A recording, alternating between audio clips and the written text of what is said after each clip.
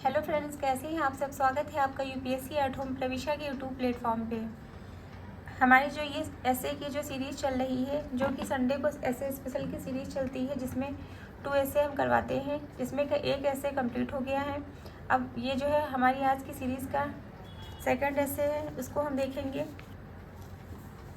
कि बाल श्रम एक आवश्यक बुराई या केवल एक बुराई। इसको हमें एक्सप्लेन करना है। टॉपिक क्या है? बाल श्रम एक आवश्यक बुराई या केवल एक बुराई। तो इसको हम एक्सप्लेन करेंगे। हम स्टार्ट करते हैं ऐसे कि यदि हम किसी का बचपन नहीं लौटा सकते तो हमें किसी का बचपन इस आधार पर छीनने का अधिकार भी नहीं है कि वह एक गरीब माँ के पेट से पैदा हुआ है।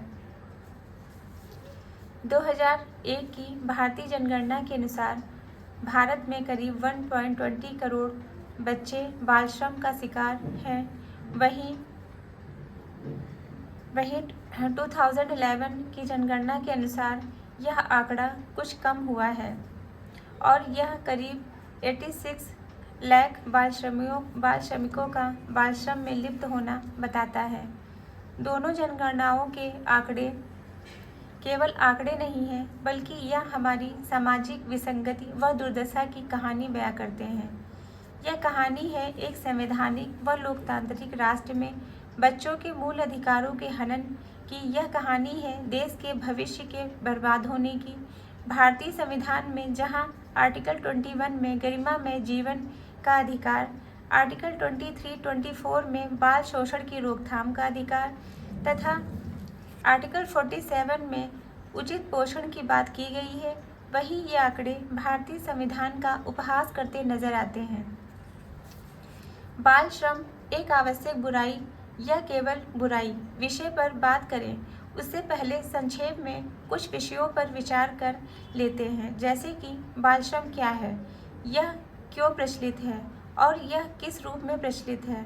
इसके बाद मूल विषय पर चर्चा करना ज़्यादा उपयुक्त है।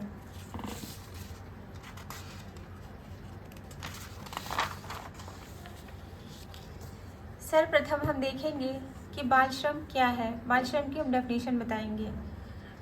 भारतीय संविधान तथा कानूनों के अनुसार कोई भी बच्चा जो 18 वर्ष से कम आयु का है और वह घरेलू कार्यों से इतर अन्य व्यावसायिक कार्यों, कारखानों आदि में कार्यरत है तो उसे बाल श्रमिक माना जाता है। यद्यपि इसमें भी 2 श्रेणियां तय की गई हैं, जैसे 0 से 14 वर्ष तथा 14 से 18 वर्ष। 14 से 18 वर्ष वाले बच्चे खतरनाक कारखानों पर उद्यमों में कार्य करने के अलावा अन्य कार्य कर सकते हैं। मतलब इसमें बताया गया है कि जो 0 से जो 14 वर्ष के जो बच्चे हैं वो कोई भी इनकार नहीं कर सकते हैं, किंतु जो 14 से जो 18 वर्ष के जो बच्चे हैं वो केवल खतरनाक कार्यों वाले उद्यमों पर ऐसे जो है जगह पे जहाँ खतरनाक कार्य हो रहे हैं, जैसे पटाखे बनाने की फैक्ट्री, इस जगह जो है काम में, या कोई केमिकल जो है कोई जो है रिसर्च का काम हो रहा है, वहाँ पे उसके जो है किसी लैब में जो है काम नहीं कर सकते। उसके अलावा जो है कोई अन्य कार्य कर सकते हैं जो मतलब खतरनाक ना हो। अगला प्रश्न लेते हैं कि किस रूप में प्रचलित है। बाल श्रम का कोई एक सर्वमान्य रूप नहीं है, बल्कि यह कई रूपों में विद्यमान है। इसे घर पर कार्य करने वाले घरेलू श्रमिकों, चाय खाने पीने के ढाबों पर कार्य करने वाले बच्चों, गलीचा, पटाखा, आरी तारी जैसे उद्यमों में दिन रात एक करते बच्चों, या किसी छोटे बड़े शहरों में कूड़ा कचरा बीनने, भिक्षा मांगते बच्चों के रूप में देखा जा सकता है।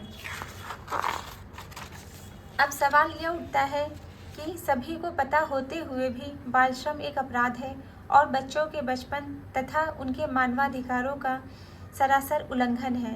इसके बाद भी यह बड़े स्तर पर क्यों प्रचलित है? यह क्यों हमको झकझोरता नहीं? यह क्यों नहीं अखड़ता? क्यों हमें बच्चों से काम करवाते समय बाल श्रम की पीड़ा नहीं होती?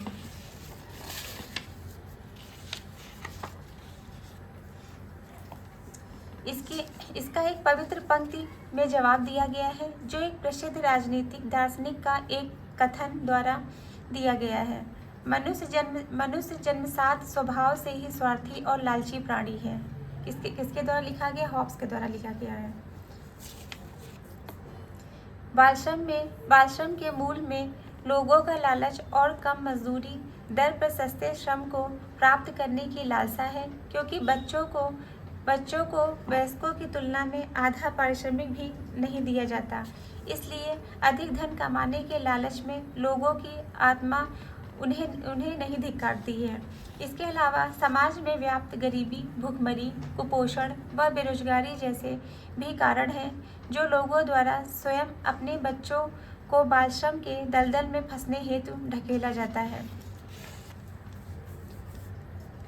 इसके अलावा लोगों में शिक्षा व जागरूकता का अभाव, बच्चों के अधिकारों के प्रति चेतना का अभाव, कमजोर कानून क्रियान्वयन तथा लंबी न्यायिक प्रक्रियाएं आदि भी बालश्रम मुक्त वातावरण के निर्माण में बाधा बनती हैं। अब हम मूल विषय पर विचार करते हैं कि क्या यह आवश्यक बुराई है या एक बुराई। सर्वप्रथम आवश्यक बुराई को लेते हैं। अभी तक के उपयुक्त विश्लेषण से यह स्पष्ट हो ही जाता है कि यह एक बुराई है। इसे आवश्यक बुराई के रूप में स्वीकार करने हेतु हमें कुछ ऐसी स्थितियों की कल्पना करनी होगी जिसमें बच्चे के समक्ष केवल दो ही विकल्प हों। बालश्रम, स्वयं के जीवन। फर्स्ट क्या है? बालश्रम। दूसरा क्या है? स्वयं का जीवन। इसमें परिवार के जीवन पर बड़ा संकट में से किसी एक को चुनने की बाध्यता।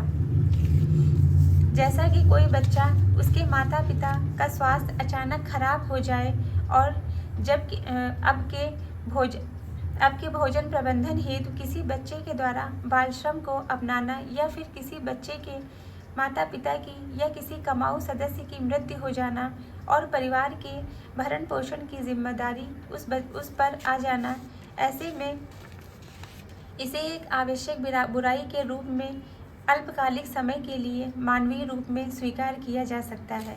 यद्यपि ऐसी घटनाएं समाज में घटती भी रहती हैं, इसके साथ जरूरी है कि बच्चों की शिक्षा बाधित ना हो। अब इसके बाद इसे केवल एक बुराई के रूप में देखते हैं तो तस्वीर कुछ ज़्यादा स्पष्ट हो पाएगी। बालश्रम इसलिए केवल एक बुराई है क्योंकि इससे बच्चे का सामाजिक, सांस्कृतिक, शैक्षिक, सामाजिक स्तर पर उसे शिक्षा से वंचित होना पड़ता है, जो कि भारतीय संदर्भ में निःशुल्क शिक्षा के अधिकार, निःशुल्क शिक्षा अधिनियम 2009 का उल्लंघन है। इसके अलावा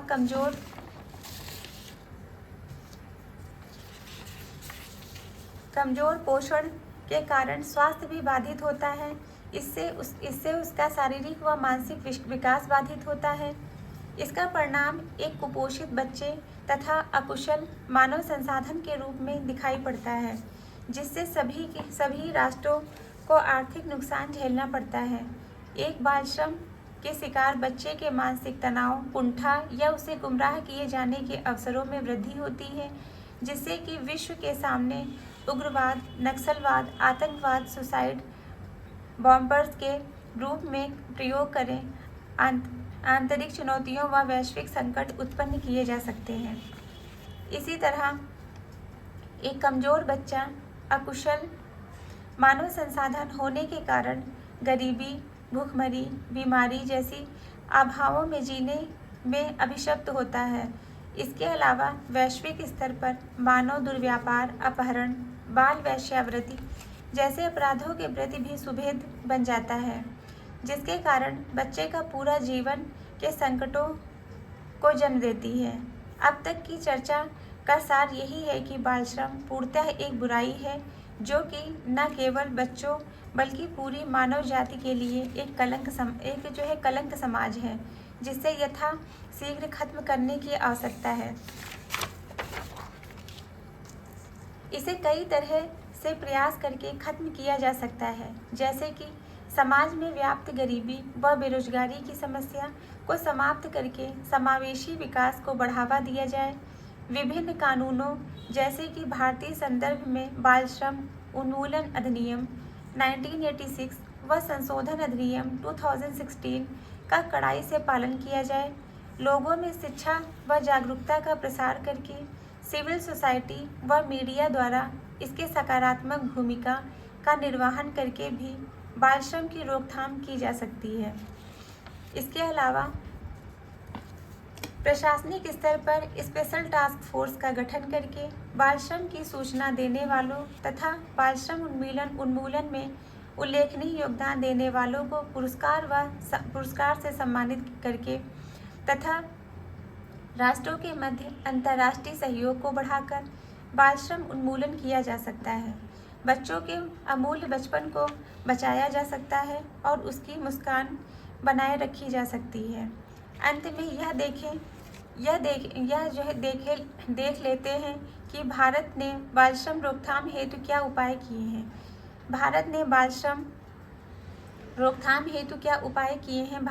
बाल श्रम उन्मूलन अधिनियम 1986 व 2016, निःशुल्क प्राथमिक शिक्षा अधिकार 2009, मिड डे मील जैसी योजना, राष्ट्रीय पोषण मिशन, राष्ट्रीय बाल श्रम निवारण परियोजना आदि का निर्माण करके इसके विरुद्ध लड़ाई जारी रखी है, किंतु यह अभी भी सुरक्षित बचपन अधिकार हेतु पर्याप्त साबित नहीं हुई है। अभी भी भारत की स्थिति मीलों हम आ गए, मीलों हमें जाना है जैसी बनी हुई है।